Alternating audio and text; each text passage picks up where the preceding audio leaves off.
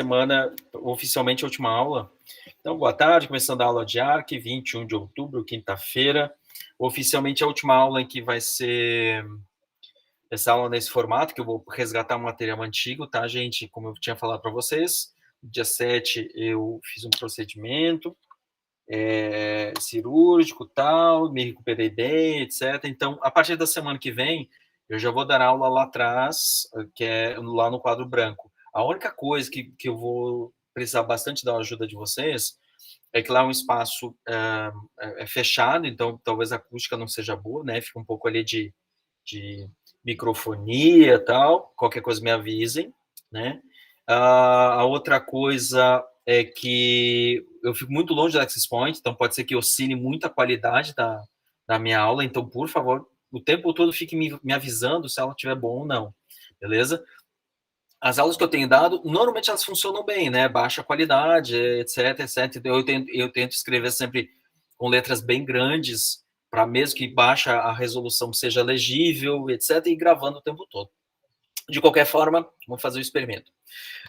Pessoas, estou devendo para vocês primeiro informe dominical. Estou devendo para vocês. Eu vou tentar mudar o horário da oitava para que a gente consiga ter um dia inteiro de ARC para facilitar a vida de todo mundo. Então, a turma A, que é da 1h30, chega 1h30, a turma B, 13h30, fechou.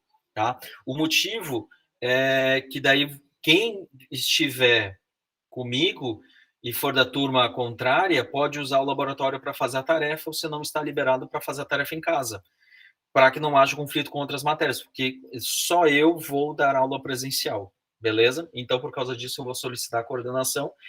Eu vou ver se eu pego quarta-feira, algum dia, e aí eu só fazer um dia presencial. A gente faz o experimento. Se der certo, eu vou tentar ver se a gente pega 2 dias de dia cheio, porque eu tenho com vocês 8 horas. Então, vamos ver se é possível. Eu acho que vai ser bem difícil, tá? Não vou mentir para vocês. Eu acho que conseguir os 2 dias, que seria o ideal, por exemplo, segunda e quinta.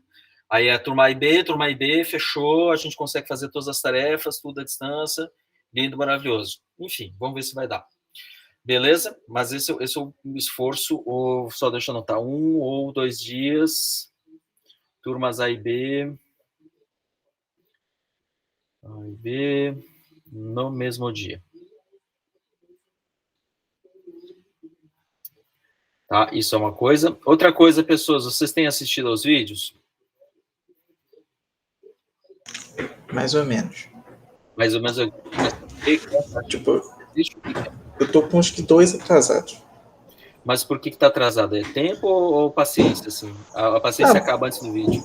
Não é questão da paciência, é mais o tempo mesmo. Tipo, acaba saindo da aula, acaba não vendo na hora, e aí começa outra. Já, quando eu vejo, já vai ter outra aula sua, aí, entendeu? Mas eu tô tentando botar em dia. Enzo, o que eu posso te dizer, já antecipando, é que o começo é chato assim mesmo, só por causa da minha atual situação. Depois, quando a gente começar a parte de programação, vira e isso inverte completamente.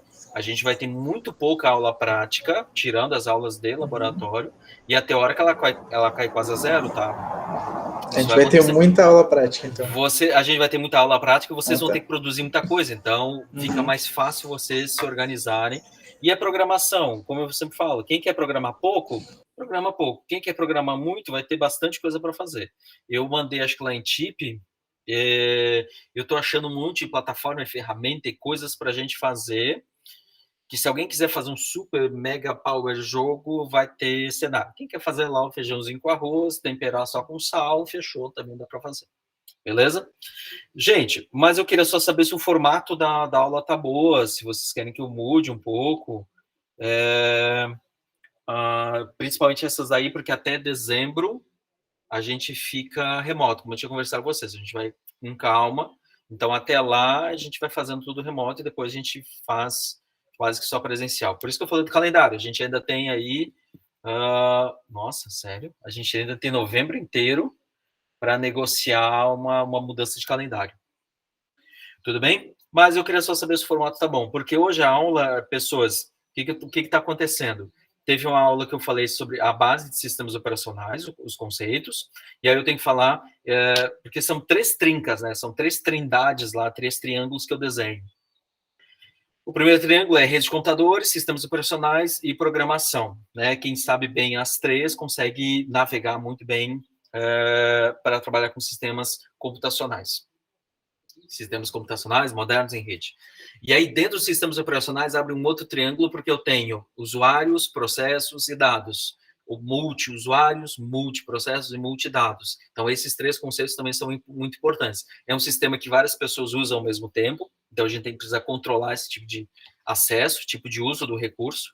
Eu tenho vários programas rodando ao mesmo tempo, que são os processos, e eu tenho vários dados, arquivos, informações que estão sendo manipuladas, entre aspas, ao mesmo tempo. Né? A gente vai ver que, quando a gente está falando de processamento, isso acontece com uma taxa de atualização tão rápida que a gente acaba não percebendo que isso não é simultâneo, na verdade, isso é sequencial. Tá? Então, isso acontece dessa forma.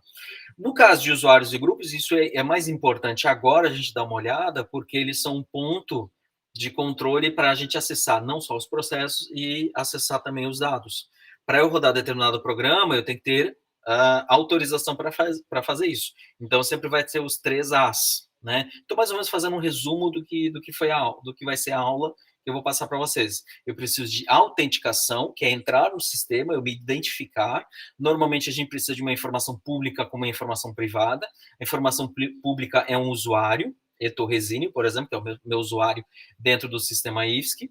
E aí eu preciso passar uma informação para que apenas eu e somente eu consiga entrar com o meu usuário, que outra pessoa não consiga fazer isso. Aí entra a senha, chave, qualquer mecanismo para que eu consiga fazer essa autenticação de uma forma unívoca. Eu e somente eu acessar com o meu usuário. Tá? Eu entro na minha caixinha. Passando o primeiro passo de autenticação, eu já vou para a segunda parte, que é a parte de autorização. Uma vez que eu estou dentro do sistema, quais são meus poderes dentro dele? O que eu posso fazer?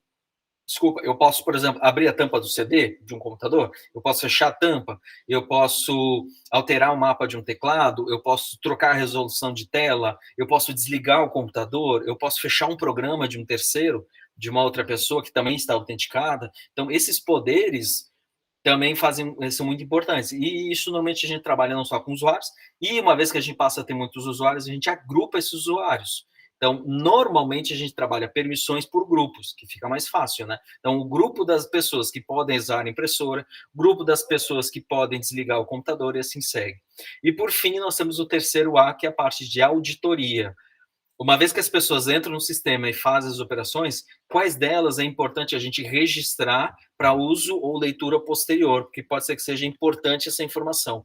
Alguém entrou no sistema, tem o poder de desligar a máquina e o fez. Então, seria interessante a gente ver quem fez isso, quem acessou esse tipo de informação. Tá? Então, esse tipo de coisa que a gente vai fazer e vai avançando. Deixa eu só compartilhar uma tela aqui rapidinho, pessoas. Deixa eu ver se eu tenho uma extensão para papá, até mostrar para vocês, aproveitando agora. Vamos compartilhar esta mesma tela, compartilhar, parará. Então, pessoas, para quem estiver aqui, vai ver que vamos lá, eu estou rodando o meu Chrome, versão 95, nada demais, estou aqui rodando ele. E eu queria que vocês dessem uma olhada numa extensão, assumindo, pessoas, que vocês vão ter apenas o navegador, tá? Vocês não vão ter mais nada. Não tem nenhuma extensão muito especial, mas eu quero procurar uma aqui na Chrome Web Store, na loja de aplicativos web, tá? Lembrando que o nosso jogo vai virar uma aplicação, tá? E quando eu digo aplicação, de poder instalar com logo, íconezinho e tudo. E aí, pessoas, tem uma extensão que é bem legal, que é a Secure Shell, que é o nosso acesso remoto para a gente poder fazer essas operações. Só que eu estou mostrando para vocês, eu não vou... Deixa eu ver se tem alguma máquina para eu poder me conectar agora rápido. É que eu peço para desligar todas. Não vou ter nenhuma, mas tudo bem. Não, mas só para mostrar. Então, depois, se vocês quiserem, vocês podem rodar e fazer o uso diretamente aqui. Vamos lá, vai instalar.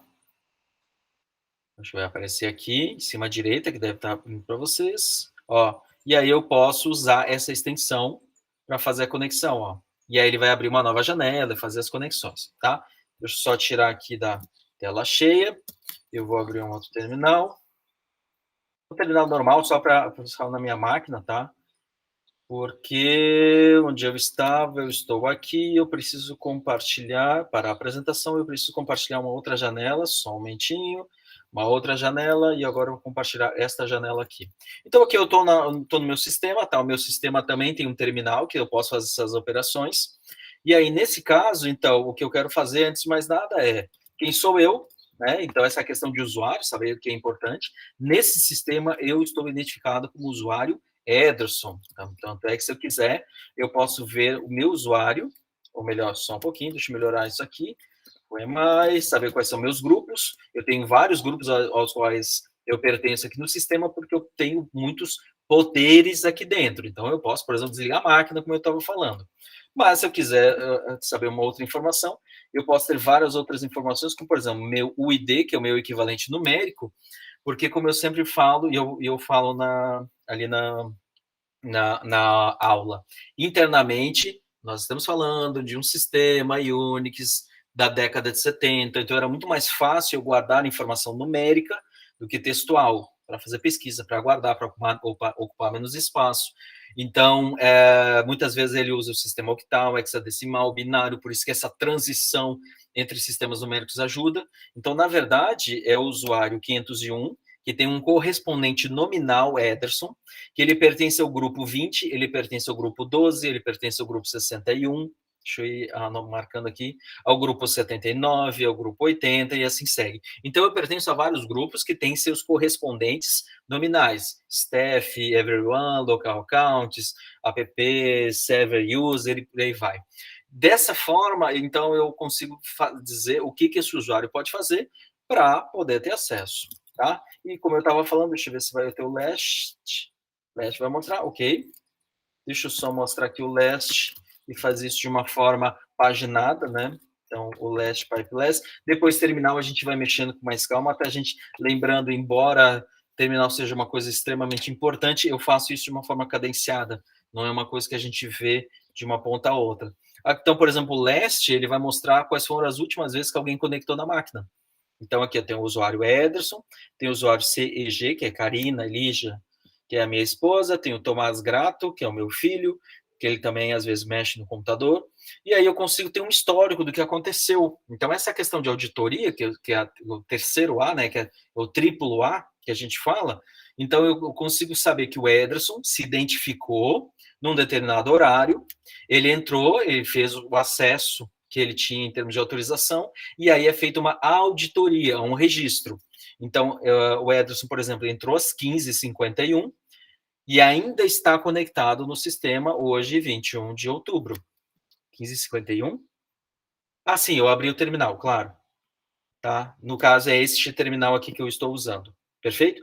E aí tem vários outros acessos de como é que foi feito e por aí vai, e aí vai avançando, ok? Então, isso aqui, no caso, ele volta bastante no tempo, tá? Aqui, no caso, ele volta até, no caso, 10 de março, que eu tinha um outro usuário, né? Eu tinha um usuário que era o Boi da Cara Preta, e ele vai guardando essa informação, fazendo reciclagem, atualização, etc.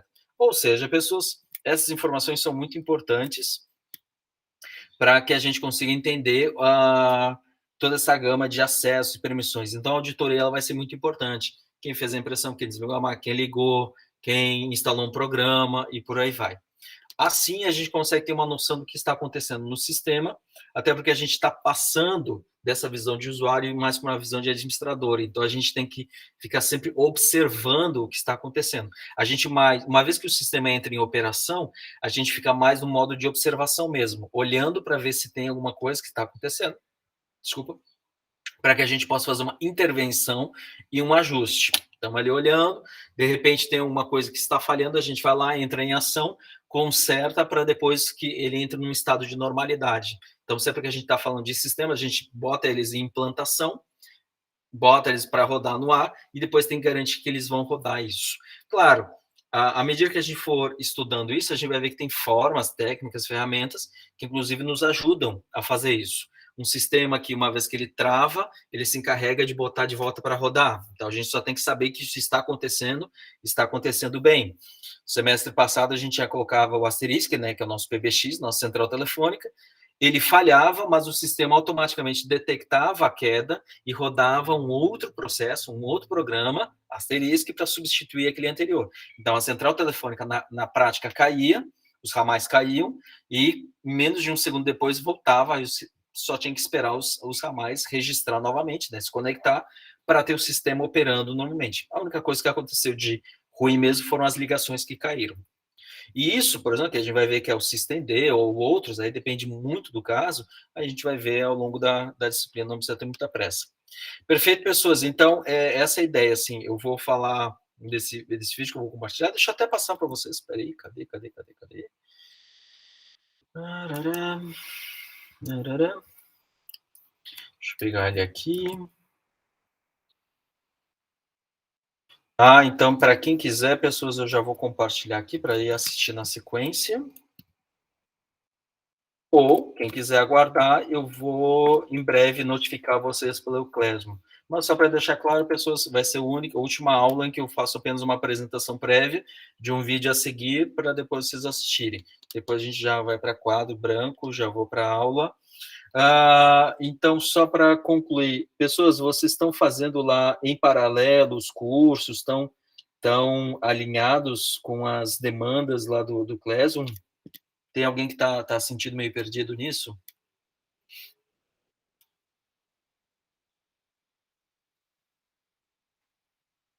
Não? Tranquilo? Todo mundo? Vocês todos estão fazendo? Alguém não está fazendo? Vai deixar para depois? As datas, gente, são só... Porque, assim, se vocês olharem, vocês vão ver que as entregas, vocês não têm que entregar nada, tá? O que, Natália? É que vocês não têm que entregar, vocês só têm que marcar como entregue. Então, eu vou assumir que vocês fizeram o curso, tá? Assim como o livro. Eu só falei, o livro é bom, vale a pena, é legal, mas não é obrigatório. O curso é muito bom, vale a pena, é legal, mas vocês não rodam na matéria se não fizerem o curso. Só estou dizendo que, faz uma promise. Que palavra é essa, né? Qual é o sentido disso? Estava lá no curso ou estava no livro.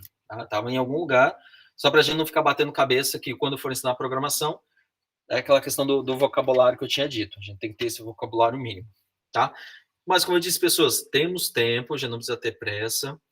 E, por fim, semana que vem, começa dezembro a aula. Não, acho que eu tinha tudo para informar. Tá? Aula de AIB, tarará, tarará. Perfeito? Alguém tem algum informe, alguma coisa para falar, pessoas? O livro, última coisa que eu tinha para dizer. Quem foi? Acho que foi a Natália. Natália tá aí? Natália tá aí. Natália tinha perguntado sobre a lista de livros. Eu publiquei, acho que em Arc, deixa eu ver. Deixa eu editar ele. E eu acho... tá, só em Arc mesmo. Eu coloquei em Arc a lista de livros. É uma lista até maior do que eu tinha imaginado. De livros onde vocês têm que ler. Se vocês quiserem, pessoas, que eu fale agora ou depois, qualquer momento, eu posso pegar livro por livro e falar, ou falar só alguns, os que eu mais gosto. Gente, é com vocês, assim, o gênero, se quiser eu posso ficar aqui conversando, assim, eu gosto mais de fantasia, eu gosto mais de realidade fantástica, eu gosto mais de ação, aventura, etc. Então, qualquer coisa, gente, o que eu vou fazer é, estou considerando que a aula já está encerrada, tá? Oficialmente a aula de Arc é isso. Peço que daqui a pouco eu vou publicar esta aula como registro e a aula de usuários e grupos, que é a aula de quadro. E aí, semana que vem, a gente vai para a aula de aula, tá? Bonitinho, taraná, taraná. Beleza? Só vou parar a gravação, pessoas, porque de aula mesmo de Arc é isso. Enzo.